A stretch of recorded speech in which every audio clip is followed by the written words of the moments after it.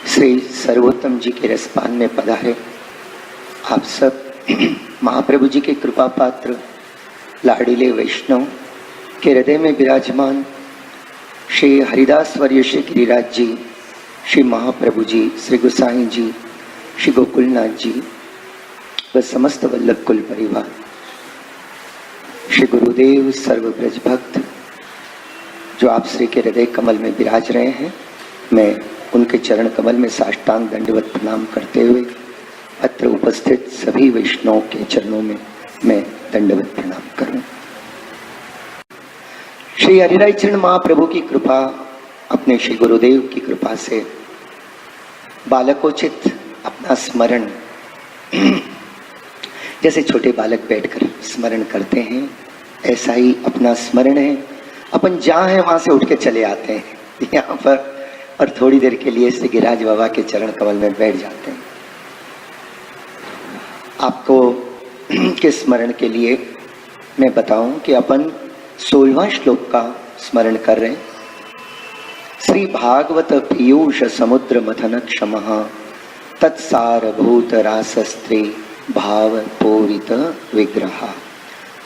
ये सर्वोत्तम जी का 16वां श्लोक और इसमें दो नाम, 41वां नाम है श्री भागवत पीयूष समुद्र मथन क्षमः और 42वां नाम है तत्रासस्त्री भाव पूरित विग्रह। तो आज अपन एक नाम का, वैसे इसको प्रारंभ तो कर ही दिया था इसके मंगलाचरण को, फिर भी एक दिन का गैप गया वो सुख भी महाप्रभु जी ने दिया। आप मेरे ख्याल से बहुत वैष्णव पधारे थे कल। ठाकुर जी रोज सुख दे रहे अपने सबको, सब वैष्णव जो प्रभु के सन्मुख हुए उनको सुख ही सुख है कोई ना कोई प्रकार से। हाँ, ऐसे तो अपन पहले इस नाम के द्वारा श्री महाप्रभु जी को नमन करें। और आपको मालूम है कि अपने से यथाशक्ति अपने को जो सेवा करनी है वो मुखिया जी के तो चरण कमल में रखेंगे ही अपन, पर अपनी एक बैठक का निर्माण अपने को करना है अपने हृदय के अंदर। और अपन अपने हृदयस्थ विराजमान, क्योंकि अक्सर अपन बाहर ढूंढते हैं, वो मंदिर मतलब मन के अंदर विराज रहे, तो हमको जरा मन के अंदर प्रवेश करना है। तो अपन सबसे पहले श्री महाप्रभु जी जो अपने हृदय कमल में विराज रहे हैं, हृदय रूपी निकुंज में विराज रहे हैं, उनके चरणों में अपन साष्टांग दंडवत प्रणाम करते हुए इस नाम के द्वारा उनको नमन करें। श्री भागवत पीयूष समुद्र मथन क्षमाय नमः। श्री भागवत पीयूष समुद्र मथन क्षमाय नमः। श्री भागवत पीयूष समुद्र मथन क्षमाय नमः। इस नाम का अर्थ, श्लोक का अर्थ ऐसा है, श्री भागवत रूपी, श्री भागवत माने भागवत, भागवत माने गोवर्धन नाथ जी को स्वरूप, साक्षात श्री जी बाबा को वांग्मय स्वरूप है, नामात्मक स्वरूप है, स्वरूपात्मक स्वरूप विराज रहे हो, अपने घर में विराज रहे, यहाँ विराज रहे, वैष्णव के यहाँ जहाँ जाओ वही स्वरूपात्मक स्वरूप विराजते हैं। और नामात्मक स्वरूप से भी हर वैष्णव के यहाँ श्रीमद् भागवत जी विराजते हैं। वैष्णव आज पुनः में मुझे याद आ गई ये बात कि जैसे अपन ठाकुर जी को पधरावें, घर में पुष्टाय के सेवा करें, ऐसे ही श्रीमद् भागवत जी, आज रागिनी बहन वही चल रहा है, श्रीमद् भागवत जी पे ही चल रहा तो करेक्ट, जो उसी को ही दर्शन कर रहा हूँ, इसलिए भी याद आ गया। अपनी रागिनी बहन है ना, वो शुद्धाद्वैत वाचस्पति बन जाएगी 1-2 महीने में उनको प्रमाण पत्र मिल जाएगा।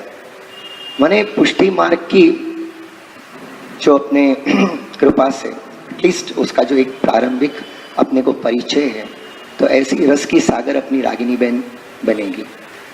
उन्होंने सब सुंदर रूप से किया है, बस केवल एक वैष्णव और एक वैष्णव इसको रिफर कर ले, ऐसे ही मुझे अपना एक भाई मानकर उन्होंने दिया कि बाबू भाई आप भी एक बार देख लो इसको। मैंने कहा ठीक है। तो आज श्रीमद् भागवत जी पे माने लास्ट पार्ट चल रहा था। भागवत जी तो अमृत को सागर है। तो अपन पहले नाम का अर्थ देख रहे हैं, श्री भागवत पीयूष समुद्र मथन क्षमा। तो यहाँ जो महाप्रभु जी का स्वरूप श्री गोकुलनाथ जी महाराज अपने को समझाते हुए अपने कहते हैं कि भागवत रूपी अमृत, श्री भागवत पीयूष, पीयूष माने अमृत, सागर, सागर माने सागर समुद्र, अथा भागवत रूपी अमृत को सागर को मंथन करने में, सागर का मंथन किया महाप्रभु जी ने, श्री भागवत पीयूष समुद्र मथन क्षमा, उसको मथन करने में आप समर्थ हैं। ये इस नाम का अर्थ होता है। ऐसे श्री महाप्रभु जी को मैं नमन करता हूं। अब इसका भावार्थ क्या है भाई? नाम का अर्थ अपन ने समझ लिया कि श्री महाप्रभु जी ने भागवत रूपी अमृत के सागर का मथन करने में श्री वल्लभ ही समर्थ हैं। वल्लभ के पहले कोई इसका मंथन नहीं कर पाए थे, तो फिर मंथन करने के बाद क्या निकला उसमें से, महाप्रभु जी ने अपने को क्या दिया, ये भावार्थ का अपन थोड़ा इस नाम के द्वारा, जैसे अपने को श्री गोकुलनाथ जी महाराज कृपा करके समझा रहे, तो अपन यथा बुद्धि यथा जितना भी स्मरण है उतना गिरिराज बाबा के चरणों में बैठ के अपन स्मरण कर रहे हैं, आप सब भगवतियों के आशीर्वाद से। समझे, ये अपनी नित्य को बातचीत है। ये तो ऐसो है अपनो नित्य को जो अपन मिलकर थोड़ो सो भगवत स्मरण करें, ऐसो अपनो भाव है या के अंदर। तो देखो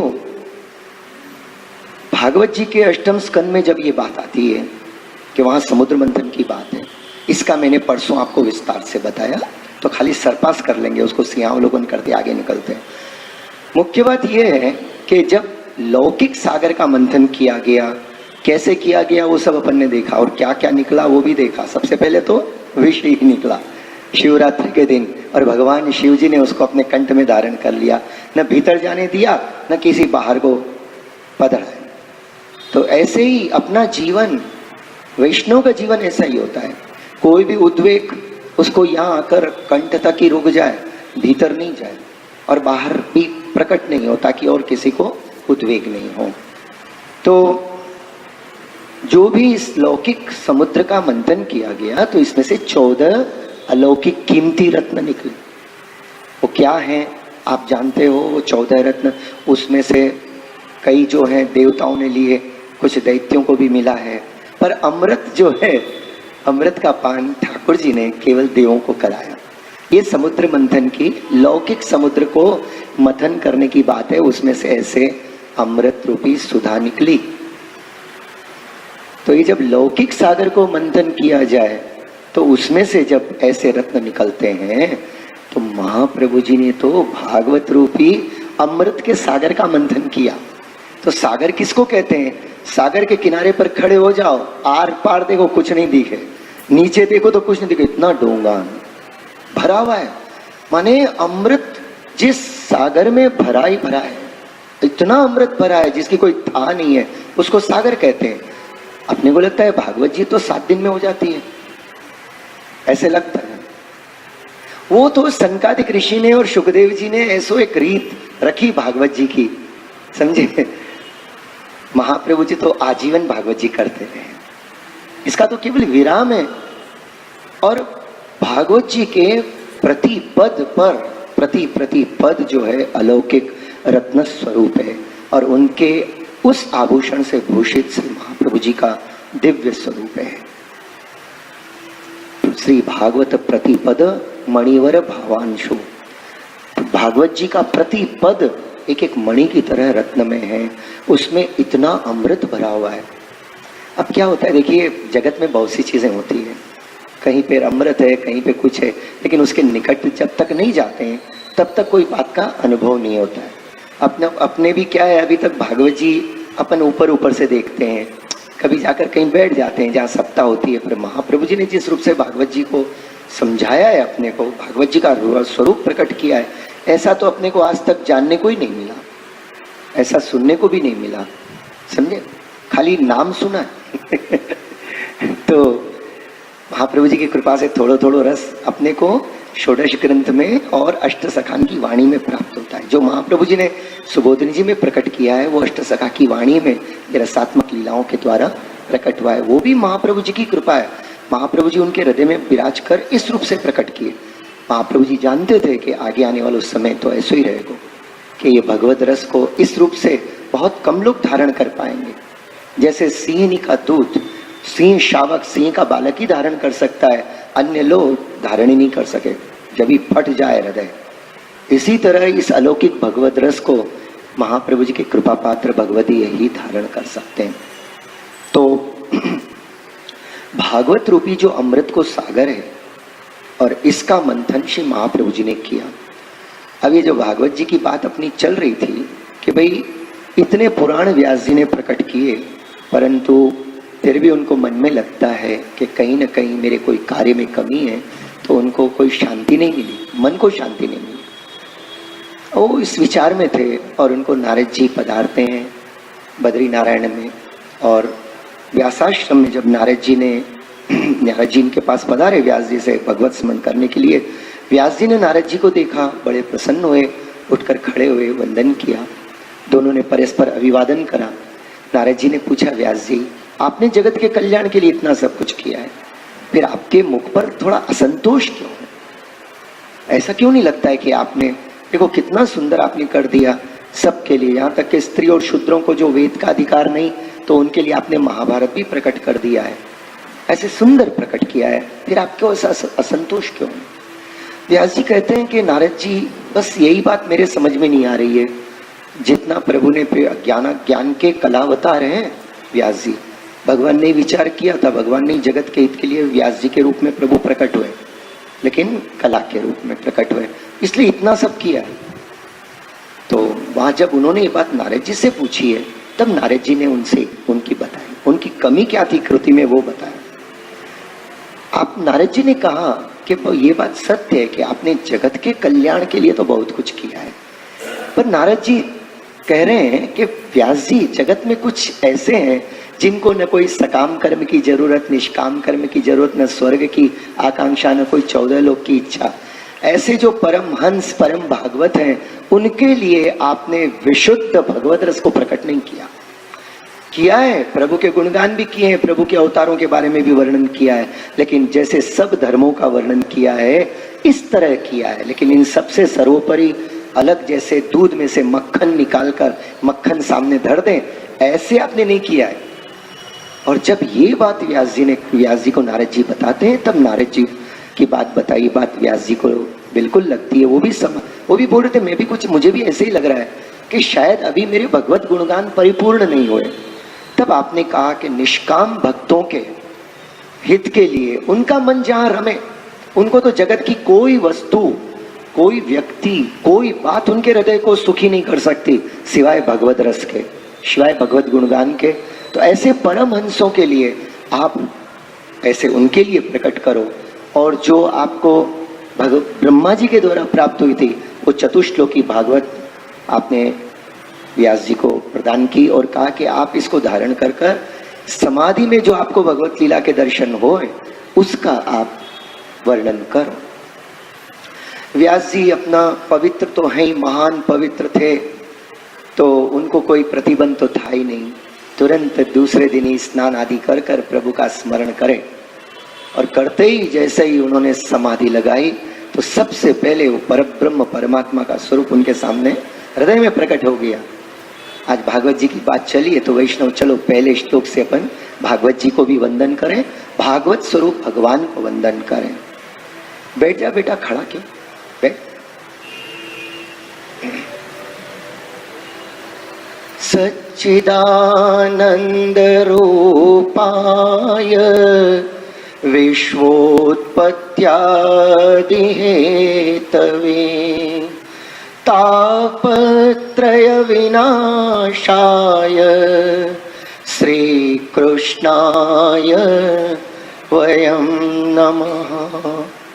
श्री व्यास जी कहते हैं जो सच्चिदानंद स्वरूप है, सच्चिदानंद रूपाय विश्वोत्पत्त्यादि हेतवे, जो इस पूरे विश्व को प्रकट करने के जो कारणभूत हैं और जिनको स्मरण करने मात्र से जगत में पूरे त्रिलोकी में सबके तापों का नाश हो जाता है, त्रिताप के नाशक, ऐसे वो परब्रह्म परमात्मा रसो वैसे श्री कृष्ण को मैं वंदन करता हूँ। पुनः पुनः वयम नमः, वयम माने बार बार मैं उनको नमन करता हूँ।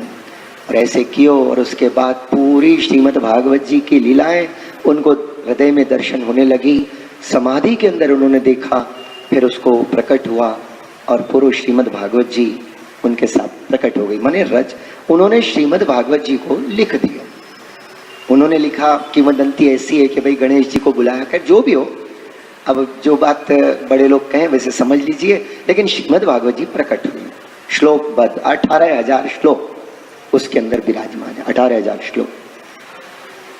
अब ये श्रीमद् भागवत जी स्वयं व्यास जी ने प्रकट की और उनको लगा ये कुछ अलौकिक है, क्योंकि उनके मन को पूर्ण शांति मिली।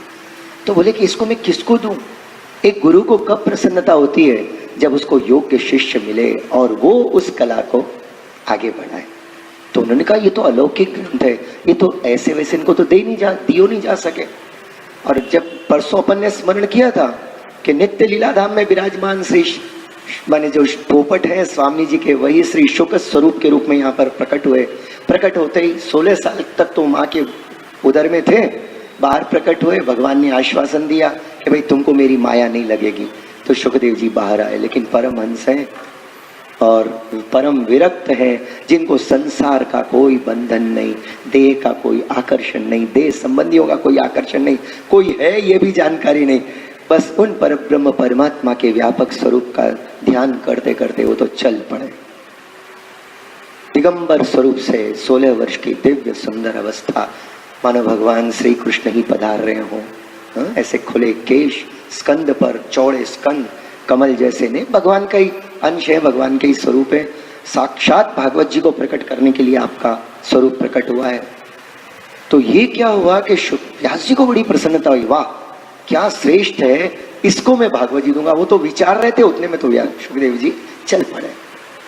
चलते रहे और ये पीछे से जा रहे, पीछे पीछे, अरे हा पुत्र हा पुत्र हा पुत्र कहते कहते जब जा रहे थे, कहते हैं कि वहां पर एक कुंड आया, तो वहां कुछ अप्सराएं आई थी और स्नान कर रही थी। उनके वस्त्र कुछ अस्त व्यस्त थे। सुखदेव जी चले गए वहां से, और जैसे ही व्यास जी आए तो इन्होंने एकदम निकल के अपने वस्त्र आदि ठीक किए और एक वृक्ष के नीचे ऐसे खड़ी हो गई हाथ जोड़ के। व्यास जी को बड़ा आश्चर्य हुआ। व्यास जी ने ये भी समझने की बात है कि सुखदेव जी कैसे परमहंस है।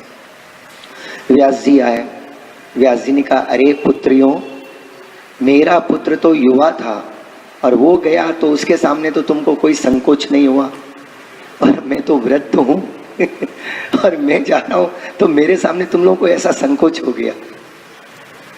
तब समस्त अप्सराओं ने कहा,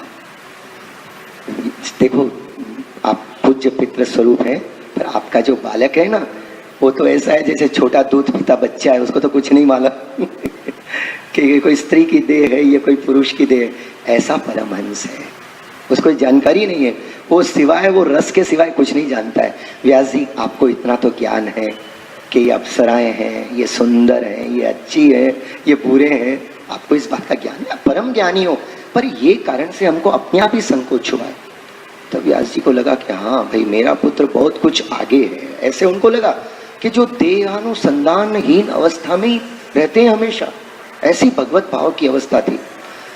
फिर भी आगे गए और आगे गए तो वहां वृक्षों ने, क्योंकि सर्वात्म भाव श्री सुखदेव जी के रूप में सिद्ध है, तो वहां वृक्षों ने जवाब दिया है कि जब वो कह रहे थे तो उन्होंने कहा, देखो ये जो आपका पुत्र है जगत के कल्याण के लिए प्रकट हुआ है, इसलिए आप इसको बंधन में मत रखो, आप इसको जाने दो, और समय के ऊपर ये आएगा जरूर आपके पास, पर अभी इसको जाने दीजिए।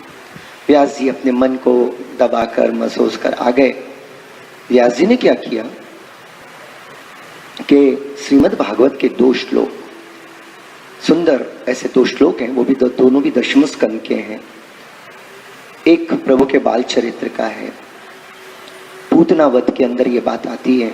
सुखदेव जी कहते हैं, वहां पर वर्णन करते हैं, वो तो बाद में वर्णन करेंगे, पर ये पहले से ही प्रकट हो गया था कि जो भगवान को मारने के लिए आई उसको भी भगवान ने मात्र गति दे दी। तो जो भगवान को प्रेम से रोज सुंदर सुंदर सामग्री करके अरोगाए, तो भगवान को उनको देने के लिए क्या गति होती है भाई, क्या कौन सी गति देंगे?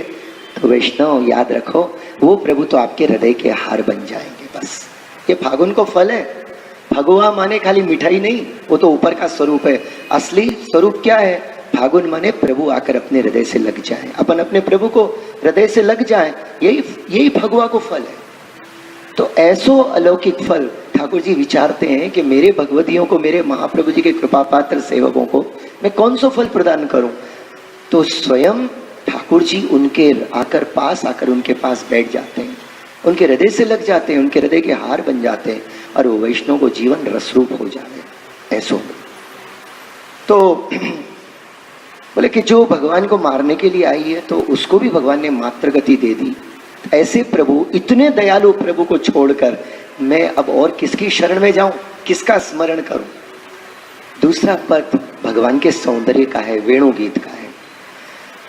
बरहा पीडम नटवर वपुः कर्णयो कर्णिकारं विभ्रद्वास कनक कपीशं वैजयन्तीं च मालां रन्ध्रान् वेणो रदर सुधया पूरयन् गोपवृन्दे वृन्दारण्यं स्वपदरमणं प्राविशद गीत कीर्ति।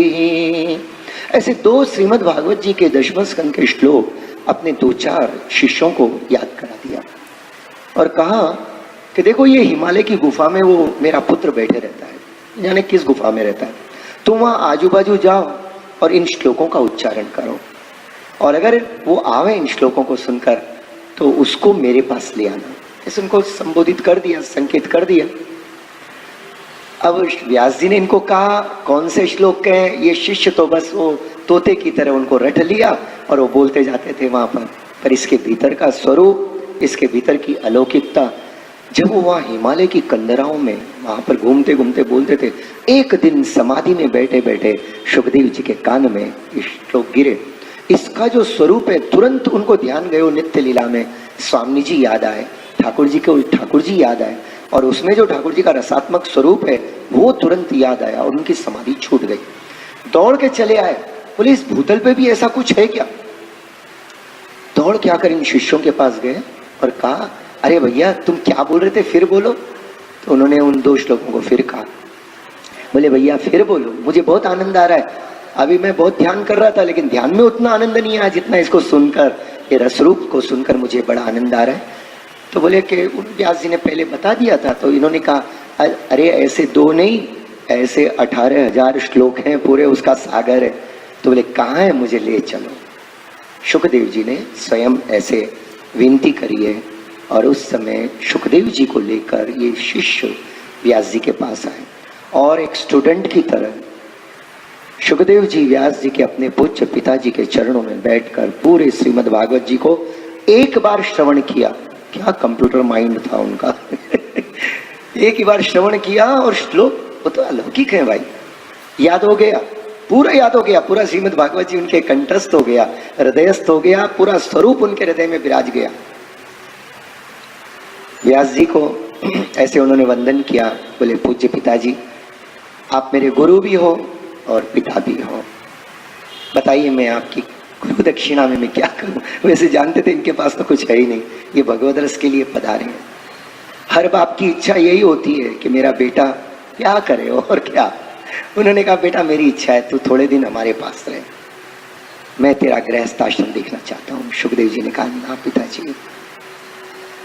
पर कहते हैं कि जिस समय अपने पिताजी के साथ बात कर रहे थे, मध्याह्न का समय था, सूर्य बाजू से जो उनकी किरणें गिर रही थी उससे उनकी छाया जो है वहां बाजू गिर रही थी। अब वचन दिया है गुरु दक्षिणा में कुछ तो देना पड़ेगा, तो उन्होंने अपनी छाया में से स्वरूप को प्रकट कर दिया और कहा पिताजी मैं तो नहीं कर पाऊंगा पर ये करेगा आपकी आज्ञा को पालन। तो उनको छाया शुक कहते हैं, ये वही छाया माने ये छाया शुक है। और कहते हैं उनका वर्णन आता है भागवत जी में, खुद सुखदेव जी ने वर्णन किया है कि इनका विवाह भी हुआ है और उनके विवाह में उनके गृहस्थ आश्रम में कन्या हुई, पर ये सुखदेव जी नहीं भागवत जी कहने वाले। वहां से भागवत जी को धारण करके रसपान कर कर सीधे सुखदेव जी भागवत जी का स्मरण करते करते आए भगवत प्रेरणा से शुकताल के पास। जो आज का शुकताल है ना, जहाँ आनंद आश्रम शुकताल, हरिद्वार और दिल्ली के बीच में, मुजफ्फरनगर के आगे, वहाँ पहली जहाँ राजा परीक्षित आए हैं, दिल्ली में उनका जो राज्य था हस्तिनापुर में, उसको छोड़ दिया और सीधे वहां से इस स्थान पर आए, अलौकिक स्थान पर, शुकताल कहते हैं उसको। आप लोग ऐसे आश्चर्य से देख रहे हो, नाम नहीं सुना क्या? अच्छा, शुकताल वो स्थान है कि जहां श्री सुखदेव जी ने पहली बार क्या है, अंतिम बार का माने राजा परीक्षित को वही भागवत सुनाई है, वो है शुकताल। और ये शुकताल का मैं आपको जस्ट संकेत बता रहा था, जाने दो ना, जब जाओ तो पता चल जाएगा, ले जाएंगे आपको जो ले जाने वाले, शुकताल पे ही ले जाके बिठा देंगे। पर ऐसा है, दिल्ली और हरिद्वार के बीच में एक स्थान आता है, दिल्ली से लगभग 101 किलोमीटर होगा शायद, मैं भी नहीं गया इसलिए मैं भी ज्यादा उसके बारे में चर्चा नहीं करूं, सुना है। पर शुकताल वो अलौकिक स्थान है जहां सुखदेव जी पहली बार पधारे हैं, राजा परीक्षित को ये पूरी श्रीमद् भागवत जी का श्रवण कराया और सुखदेव जी के श्रवण से ही राजा परीक्षित मोक्ष को प्राप्त करे हैं। तब से ऐसी एक भावना हो गई है सबको कि भागवत जी माने मुक्ति दाता है। तो ये बात महाप्रभु जी कहते हैं, अरे मुक्ति दाता तो मामूली सी बात है भाई, भागवत जी तो भक्ति को रसात्मक शास्त्र है, माने साक्षात भक्ति को प्रदान करता है, प्रभु में अपने प्रेम को प्रकट करता है। महाप्रभु जी की दृष्टि बहुत अलौकिक है श्रीमद् भागवत जी के लिए। इसीलिए तो प्रस्थान तो त्रयी चल रही थी, जब तो महाप्रभु जी के पहले शास्त्रार्थ में महाप्रभु जी ने श्रीमद् भागवत जी को प्रस्थान चतुष्टयी के रूप में प्रकट किया है कि कोई बात अपने को सिद्ध करनी है तो महाप्रभु जी जब तक कृष्णदेवराय राजा की सभा में नहीं आए थे तब तक प्रस्थान त्रयी पे बात चलती थी। व्यास तीर्थ जी ने कहा था कि हम भाई प्रस्थान त्रयी पे करेंगे, तो महाप्रभु जी का नहीं, एक प्रस्थान, एक प्रकरण को और इसमें अपने को लेना चाहिए प्रमाण को।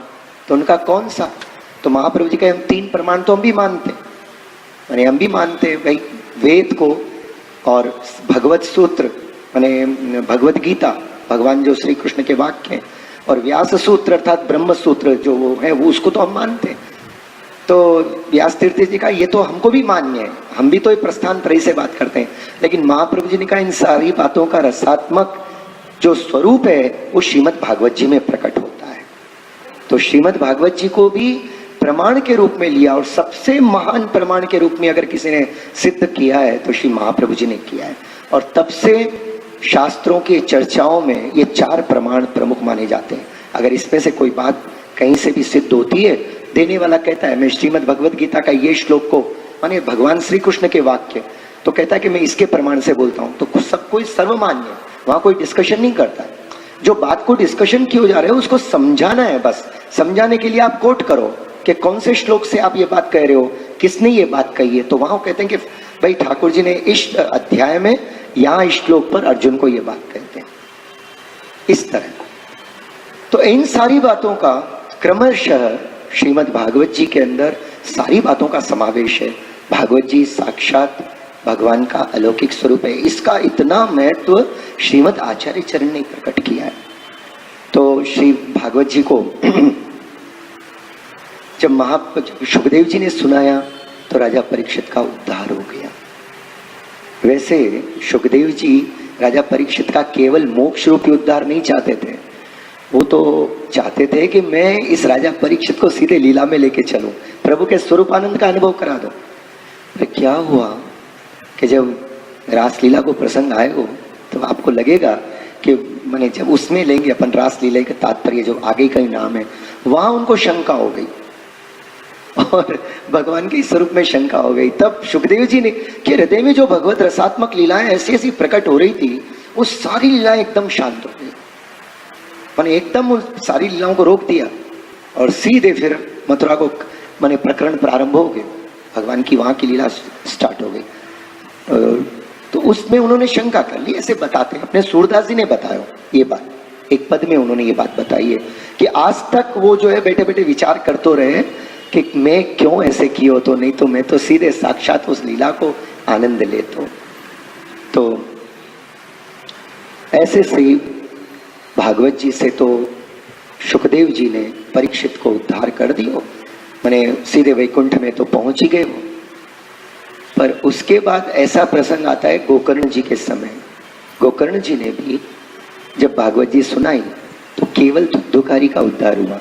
तो गांव वाले सब बैठे थे, तो उन्होंने पूछा उनसे, गोकर्ण जी से नहीं, गोकर्ण जी ने उनसे पूछा, माने विष्णु दूतों से, कि भागवत जी तो सबने सुनी, पर आप केवल एक ही विमान लेकर क्यों आए? तो उन्होंने कहा, देखो सुनी सबने, पर मनन किया धुंधुकारी ने। बाकी सबने सुना, श्रद्धा से सुना, मनन नहीं किया। तो ये सुनना कब फलीभूत होता है भाई? सुनना फलीभूत कब होता है? जब अपन जो बात सुने उसका थोड़ा एकांत में बैठकर मनन करें। और सुखदेव जी ने सुनाई, राजा परीक्षित मुक्त हुए। उसके बाद ये प्रयोग कईयों ने किया, लेकिन बाद में कोई मुक्त ही नहीं हुआ। इसका भेद महाप्रभु जी जल भेद में बताते हैं।